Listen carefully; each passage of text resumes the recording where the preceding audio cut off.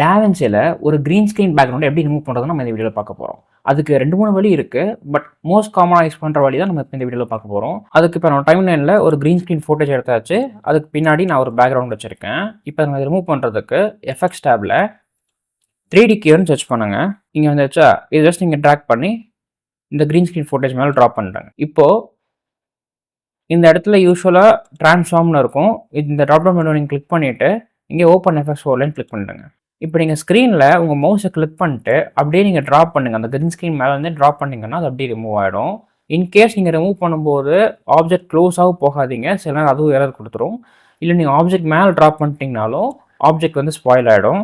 So நீங்கள் drop பண்ணும்போது அப்படி க்ரீன் ஸ்க்ரீன் மேலேயே ட்ராப் பண்ணுங்கள். ஆப்ஜெக்ட் கிட்டையோ இல்லை ஆப்ஜெக்ட் மேலேயோ நீங்கள் ட்ராப் பண்ணிடாதீங்க.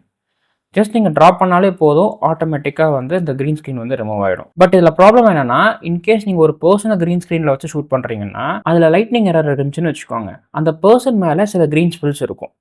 அந்த பர்சனோட தலையில் இல்லை ஷர்ட்டில் இல்லை எங்கன்னா ஒரு இடத்துல வந்து க்ரீன் ஸ்பில்ஸ் இருக்கும். இன்கேஸ் அந்த மாதிரி க்ரீன் ஸ்பில்ஸ் இருந்ததுன்னா இங்கே இன்ஸ்பெக்டர் டேபில் எஃபெக்ட்ஸ் போய்க்கோங்க. இதுதான் அந்த 3D கீயோட ஆப்ஷன்ஸ். இங்கே டீஸ்பெல்னு ஒரு ஆப்ஷன் இருக்கா, இதை நீங்கள் ட்வீக் பண்ணுறது மூலமாக அதில் ஏதாவது ஒரு க்ரீன் ஸ்பில்ஸ் இருந்ததுன்னா, இப்போ இங்கே பார்த்தீங்கன்னா இந்த பார்டரில் வந்து இந்த இடத்துலலாம் உங்களுக்கு க்ரீன் ஸ்க்ரீன் இருக்கும்னு நினைக்கிறேன். இப்போ ஜூம் பண்ணிங்கன்னா உங்களுக்கு தெரியும். இந்த இடத்துல ஃபுல்லாக க்ரீன் ஸ்பில்ஸ் இருக்குது. இப்போ நான் அந்த டீஸ்பெல்ல வந்து நான் ட்வீக் பண்ணும்போது என்ன ஆகுதுன்னு பாருங்கள். கம்ப்ளீட்டாக ரிமூவ் ஆகிடுச்சு.